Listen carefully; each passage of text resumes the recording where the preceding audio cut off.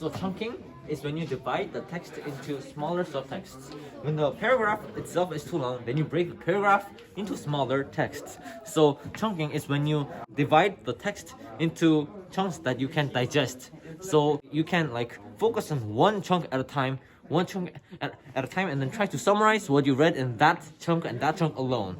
So like when you read the whole thing by chunks, then you'll have summary of each chunk, and you can put that together to finally understand the whole thing. And that's what chunking is.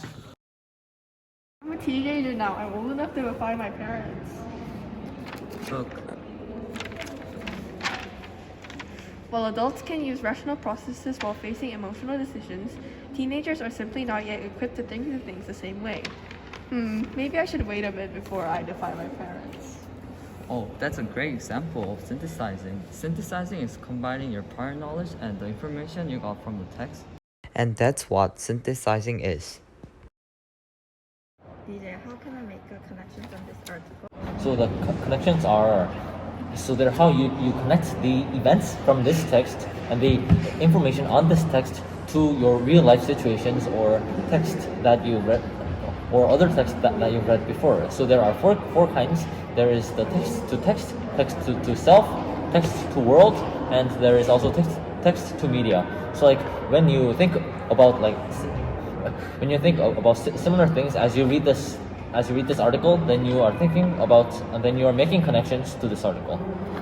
Try making connections. Wow, now I can make a connection from this article. My mom also talked about my behaviors. Yeah, that's a good text to world connection or text to self connection. That is a text to self connection because you connected with your own life to the information in the article. Good job! Well, how can I understand this article better?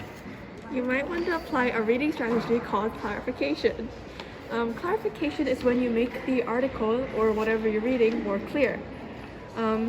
You can break it down into smaller chunks, such as paragraphs, or look up words that you don't understand in the dictionary.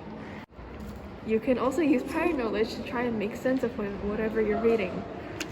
For example, recent studies of brain development in teenagers may finally be able to give parents the scientific authority to say "no, you're not" in answer to the common adolescent complaint, "but I'm old enough to make my own decisions."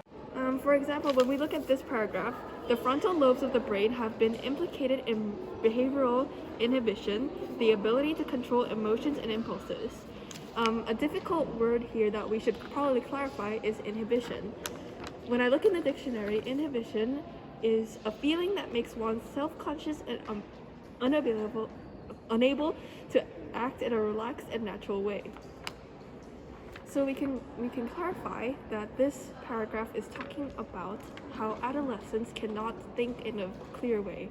Recent studies may finally give parents the scientific authority to say "no, you're not" in answer to the common adolescent complaint, "but I'm old enough." I say this a lot. How will they use science to prove that this is wrong? That's good example of thing. That's the connection question, which is link us or the word or other text we are currently reading. Like, how would I react if I was in this situation? So there's another example. First is clarifying question, which is use your skills in inference to infer what the answer to our question might be or use another source. Like, what does that mean? That's the example of. And another one is predicting question, which is curious about what a text. So like what happens next in the story. Yeah.